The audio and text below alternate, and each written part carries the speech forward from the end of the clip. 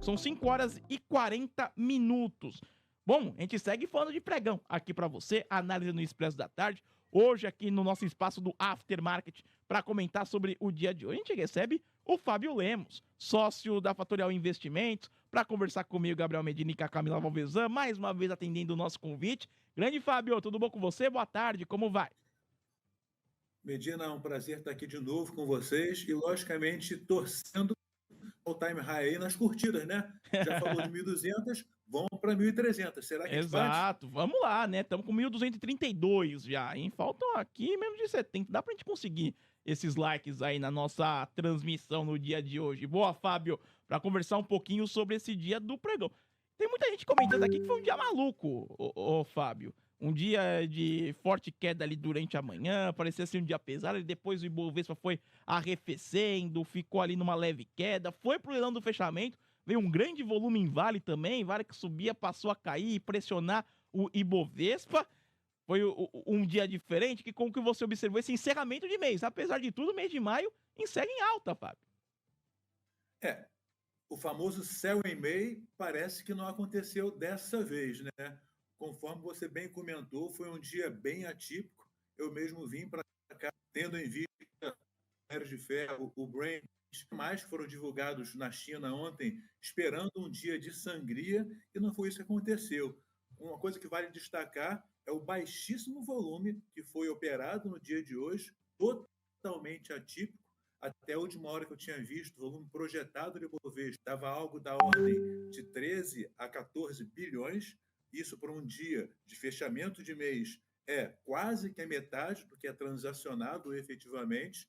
E depois, essa questão aí que eu citou da Vale deve-se principalmente ao rebalo que aconteceu hoje, inclusive os leilões aconteceram um pouco mais cedo na vista, né, 16h50, porque, por exemplo, Vale, houve uma mudança, né, o outflow de posicionamento do MSCI de mais ou menos 480 milhões de dólares, o que dá mais ou menos aí 2 bilhões. Por isso, essa forçada aí no índice no finalzinho aí, porque teve aí um rebalanceamento e acabou quem não estava ciente disso tomando um belo de um susto. Eu mesmo vi alguns clientes aqui mandando mensagem, olha o que está acontecendo com papel tal. Aí eu fui tranquilizando, informando que ó, só calma, que é só rebalanceamento, daqui a pouco vai ajustar o teórico com efetivamente o correto, e isso aconteceu. Ah, maravilha, até para explicar, porque a galera ficou assim, empolvorosa nessa reta final, ô Fábio. Muita gente comentando aqui, não sei se você acompanhou, sobre CVC Brasil, que foi a maior alta dentro do Ibovespa hoje, 13,42%, um pouco antes do leilão de fechamento, o papel foi para leilão subindo 10%. E aí a pergunta é se há algum motivo específico, se essa alta entra na questão também do rebalanceamento. A gente sabe que o CVC está naquele processo, né, do novo presidente também, que ainda não foi definido por enquanto. Você acompanhou esse papel, Fábio? Acompanhei sim, até vi agora há pouco nosso amigo Lorega comentando também. A CVC, na realidade, ela passou por um processo extremamente negativo e quase que uma desconstrução, né? Nós tivemos aí abriram mão do cargo tanto CFO como alguns diretores financeiros e, por último, efetivamente aí o CEO da companhia, que ainda não temos aí quem será o representante, além de ter apresentado um péssimo resultado no último balanço. Depois de ter chegado quase que ao fundo do poço, acredito no mercado que o pior tenha passado e, logicamente, aí projeta ser uma reestruturação da companhia.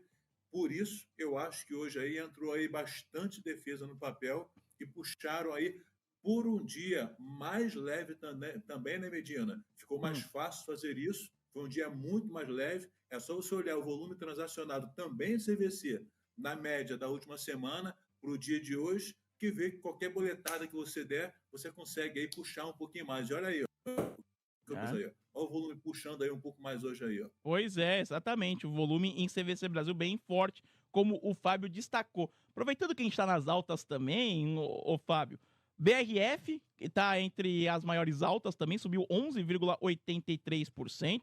Hoje tivemos logo de manhãzinha, né, aquele comunicado ao mercado em relação à BRF, dizendo que a Marfrig e a Salic, a saudita Salic, pretendem comprar juntas 500 milhões de ações ordinárias da BRF por R$ 9 cada, um acordo que pode movimentar 4,5 bilhões de reais. E aí, alguns ouvintes perguntaram se BRF fica mais atrativa por conta dessa informação ou o caso de gripe aviária aqui no Brasil pode ser um fator de risco que não valeria a pena se esse movimento pode continuar de alta como a gente observou hoje. Vamos lá. Esse deal aí que está desde hoje resolve um baita de um problema que a gente tinha na BRF, que era a situação de caixa. Então, ok? Conforme você falou, e essa entrada, tanto da Salic quanto esse aporte por parte aí da Marfrig, devem trazer aí respiro para o caixa da BRF e, momentaneamente, vai logicamente ajudar, primeiro, a ficar um pouco mais tranquilo e sobrar uma margem de gordura para a companhia. E segundo, Medina, uma questão muito importante que, de certa forma, vai abrir caminho, ou melhor, vai abrir mercado para a BRF, sabe onde? Lá no território dos sauditas, é lógico, entendeu? Porque é um campo em que eles vinham perdendo espaço e agora, logicamente, com a entrada da Salic, pode ser que eles sirvam ali de intermediadores também para abrir um novo mercado, para eles expandirem um pouquinho as suas vendas, entendeu? A gripe aviária tende a atrapalhar um pouquinho esse meio de campo? Sim. Se tivesse, sincero, que escolher hoje entre a BRF e efetivamente a Marfrig, eu preferiria tomar a Marfrig, porque a Marfrig foi muito penalizada, e eu já fiz esse comentário aqui com vocês e outros participantes, por causa do aumento que eles fizeram via Molinão dentro da BRF. Agora, eu acho que vai ficar bem mais folgado para a Marfrig e ela pode tomar o seu rumo efetivamente e aí, com o ciclo do gado melhorando no segundo semestre, eu acho que pode ser uma baita de oportunidade e muito mais qualidade dentro da Marfrig do que efetivamente na BRF, que para quem acompanha o mercado há um pouco mais de tempo, sabe o que eu estou falando, né? Pois é, Fábio. Fábio Lemos, sócio da Faturar Investimentos, analisando esse fechamento do pregão de hoje. Eu queria agora ir para os Estados Unidos, viu, Fábio? Porque lá também hoje tivemos a divulgação do livro bege, logo no início do nosso programa, né? Com os distritos do Federal Reserve vendo algum esfriamento do mercado de trabalho por lá. Mas tivemos o relatório JOLTS hoje forte, temos payroll na sexta-feira. E eu queria te perguntar o que você observou de importante no mercado lá dos Estados Unidos. Essa situação ali está um pouquinho turva. Pergunto isso porque os derivativos da Fed Funds já mudaram de novo. Agora a maioria já aposta em juro inalterado em junho, né? Com algumas falas dos dirigentes, as falas dos Fed Boys hoje, Fábio. Não está fácil a vida de comentarista de mercado econômico lá nos Estados Unidos. Você falou uma coisa bem importante, que a gente tinha ontem uma expectativa ali pela CME, né, já de alta de juros, de 0,25 basis points, e hoje, após esses dados que mostraram tanto a parte em relação a juros como a economia americana ainda inspirando um pouco de atenção,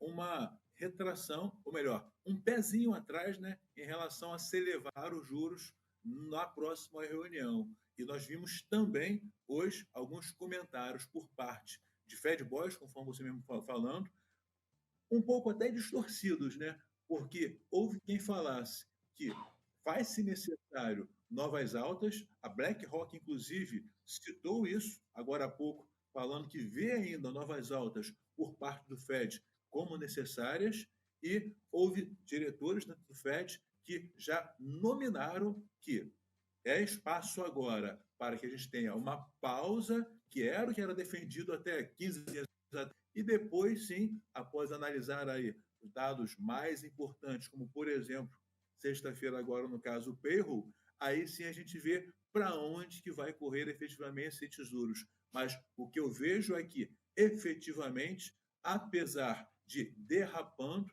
a gente não está vendo a economia americana ceder, entendeu? Está muito forte, o que dá mais trabalho para o nosso amigo Jay Powell decidir em relação aos juros, e ainda tem, para botar um pouquinho de pimenta malagueta, né, nesse tempero aí, a decisão daqui a pouco aí do debt ceiling, né? Essa questão aí do teto da dívida americana, que ainda pode apimentar um pouquinho caso se estendam, afinal de contas, mesmo que resolva hoje, ainda tem que ir para o Senado, e, logicamente, esse estresse acaba atrapalhando um pouquinho. Pois é, são as dúvidas que os investidores têm. Ô, Fábio, e as commodities, né? Mais um dia de queda, o petróleo abaixo de 73, tá em 72,17 o Brent no dia de hoje, isso pressionou o Petrobras, fora o minério também seguindo a tendência de queda. Tivemos, pensando em minério de ferro, os dados da China, mostrando que a economia lá tá lenta, né? Ou faz mais que o mercado esperava. E também o petróleo. Se o mercado também aguarda a reunião da OPEP+, para ver se tem alguma reação da oferta em relação a essa queda do petróleo. Tivemos príncipes sauditas dizendo que quem está vendido pode se surpreender. É uma tendência de uma mudança ali na oferta, Fábio? Não foi nem só essa questão do príncipe saudita em relação a quem está vendido para se surpreender. Hoje, pela primeira vez, nós tivemos uma proibição de participação de jornalistas nessa reunião do OPEP. Olha só. Uma coisa que nunca havia acontecido, tá ok? Não sei se eles ficaram bravos com algum tipo de notícia que foi veiculado, mas hoje, efetivamente, foi-se aí vetado a participação de jornalistas na reunião que vai decidir aí corte ou não, né, por parte da OPEP. Mas efetivamente, quando a gente fala em relação ao Brent, a gente vê, por exemplo, aqui no Brasil hoje, ontem, dia de forte queda, chegou a cair 4% o Brent e hoje chegou a cair 2%, um pouquinho mais de 2%. Mesmo assim, Medina, a gente não viu a Petrobras, por exemplo, entregando muito a paçoca. Ontem, por exemplo, que eu apostava que com o Brent caindo 4%, a Petrobras fosse entregar, realizar muito fortemente, isso não aconteceu. Hoje também eu acho que fechou aí em torno de 1% de queda. Ou seja, mesmo assim, Petrobras extremamente resiliente, acredito eu que seja decorrente dos dividendos, afinal de contas, ainda temos a Datacom, se não me falha a memória, no dia 12 de junho, e o pessoal ainda se apegando a essa questão de dividendos, por isso sustentando aí a Petrobras. E em relação a minérios de ferro, a gente tinha conversado da última vez sobre a questão da desaceleração da China, e isso ficou provado ontem com a divulgação dos PMIs, sendo que um dado adicional, e que eu tenho comentado direto aqui no escritório e com os clientes, é que quando a gente tem um spike por parte da economia chinesa e efetivamente do minério de ferro, é geralmente artificial por algum tipo de incentivo no PBOC em relação a corte de compulsório, ou seja, incentivo financeiro. O que não aconteceu esse mês de maio, mas que já está contratado para o mês de junho. Tá. Então tem que ficar atento a isso, até porque ontem também começou a circular um zum, logicamente na mídia lá que cobre a China, em relação a um aumento no plano de infraestrutura chinesa, algo da ordem de 26%, rodovias, ferrovia de alta velocidade e aeroportos. E como eu sempre brinco com os meus clientes aqui, não se constrói rodovia, nem ferrovia, nem aeroportos com papel machê. Se usa o quê? Efetivamente, precisa de aço, precisa de minério, de ferro, e isso, logicamente, deve atrair novamente aí a demanda do minério de ferro. O problema é que, novamente, a gente está com os estoques na máxima em relação aos imóveis. Isso foi divulgado ontem também, no finalzinho do dia lá, e isso acarreta que você não tenha uma demanda por aço, principalmente, e força o preço para baixo. Ou seja, eu preferiria esperar virar um mês para ver qual vai ser o tipo de incentivo, ou seja, artificial, que a gente vai ter por parte do PBOC para puxar a economia chinesa nesse mês de junho, já que já foi falado isso algumas vezes. Boa, Fábio. Obrigado, viu, pelo seu comentário, pela sua participação. Do ponto de vista do mercado, o mercado ele clama por esses incentivos, né, o Fábio? Tá na expectativa. Ele clama por esses incentivos, está na expectativa. E eu quero só lembrar uma coisinha, até Ah, para deixar aí para os ouvintes, né, que estão sempre prestigiando aí o ATC Rádio. Galera, muitos clientes aqui perguntam para a gente, Pafa, mas comprar Vale agora, nesse patamar qual de que é o preço e fundo? tal, comprar CSN, Usimir? Essa é a pergunta. Todo mundo quer acertar o fundo. Quando estava R$ 90, o pessoal comprava assim, ó, de olho fechado.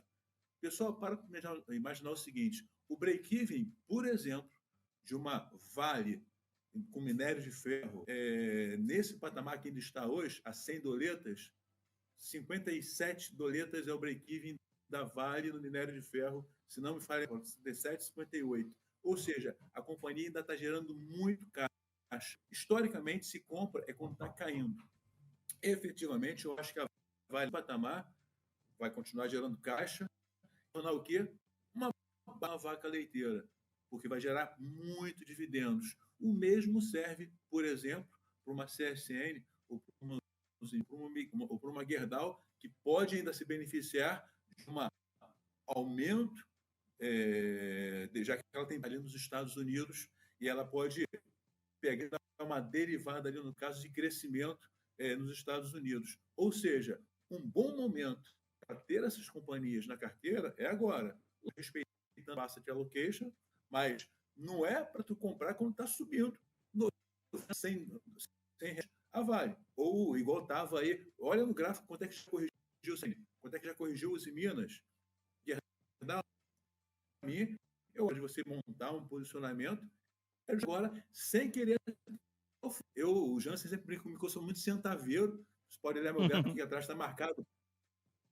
Mas eu aprendi, efetivamente, 64 ali em Vale, já virou um ponto. Acho que vai no 61, mas está valendo o risco, o desaforo de estar pegando, que eu acho que está totalmente. Tá dando uma oscilação na internet, viu, ô Fábio, nessa sua última resposta. Vamos ver se a gente consegue estabelecer, até para você encerrar o seu raciocínio. Acho que foi, né, nessa sua última frase mesmo, a gente teve um corte na sua conexão. Vamos ver se melhorou. Você tá ouvindo a gente bem, né? Perfeito. Perfeito. A gente tá oscilando, mas eu vou repassar aqui para você encerrar também esse seu raciocínio a respeito da Vale, mas também te agradecer pela participação aqui, por atender o convite novamente da TC Rádio para falar o fechamento de hoje. Bom, eu que agradeço vocês aí, sempre estou aqui disposto, no nosso escritório, sempre disposto aqui a participar com vocês. Só para encerrar o raciocínio, eu acho que Vale, nesse patamar, com aceito o desaforo, pode descer um pouquinho mais? Lógico, a China ainda não chegou ainda a deixar claro os incentivos, mas efetivamente a gente tem a possibilidade de Vale, uma empresa resiliente, um baita pagador de dividendos em 2023. Então, eu acho que é uma oportunidade que está batendo na nossa porta aí. Medina, um abraço para vocês e muito obrigado mais uma vez. Obrigado, Fábio. Nesse finalzinho a gente deu uma osciladinha na internet, mas deu para entender boa parte. Eu agradeço a disponibilidade. Grande abraço, viu, ô Fábio? E a crise no seu Flamengo, hein? Seu Flamengo tá em crise, você prometeu que ia ter no Mundial de Clubes contra o Manchester City e até agora nada, hein?